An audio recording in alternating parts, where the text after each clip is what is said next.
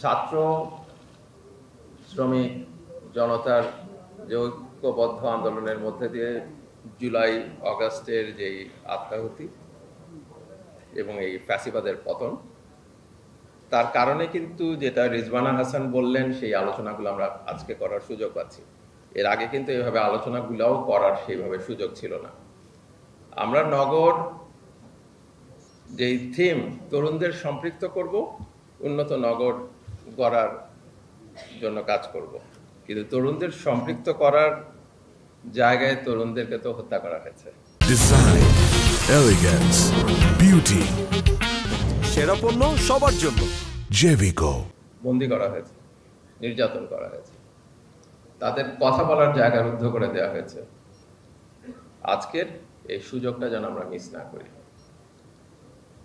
ব্যাপক সংস্কারের কথা বলা হচ্ছে, আমরা আমাদের যেইটুকু সময় পাবো আমরা সংস্কারটা শুরু করে দিয়ে যাব, এটি হচ্ছে আমাদের উদ্দেশ্য। এবং সেখানে ব্যাপক পরিবর্তন লাগবে আমাদের মাইন্ডসেটের, আমাদের মন্ত্রণালয়গুলোর এবং আমাদের প্রতিষ্ঠানগুলো রাজুক সহ। আমাদের এই চিন্তা কাজ এগুলোর মধ্যে দিয়ে অনেক ফ্যাসিলিটিস কিন্তু ধরে রাখা হয়েছে, যেমন এই কোটা সেই কোটা, কোটার কারণে আমরা এতগুলা প্লট নিব, কোটার কারণে আমরা অতগুলা করব। সমস্ত কোটা উঠিয়ে দেন, জনগণের জন্য উন্মুক্ত করে দেন না কেন?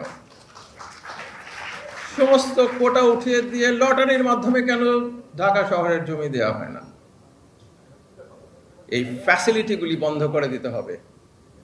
তরুণদের এগিয়ে নিয়ে আসার পথ করে দিতে হবে। আমরা তো দরজাটা বন্ধ করে রাখি যেন তারা আসতে না পারে।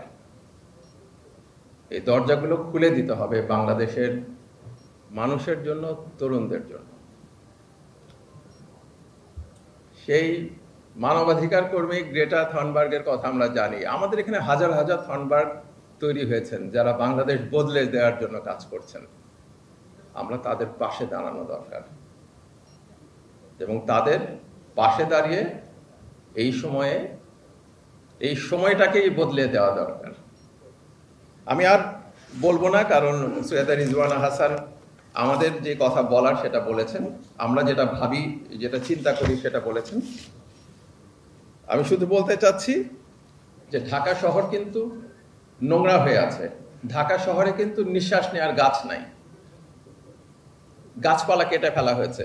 ঢাকা শহর শুধু কংক্রিটের শহর হয়ে গেছে। এখানে গরিবের আবাসনের ব্যবস্থাটা নাই।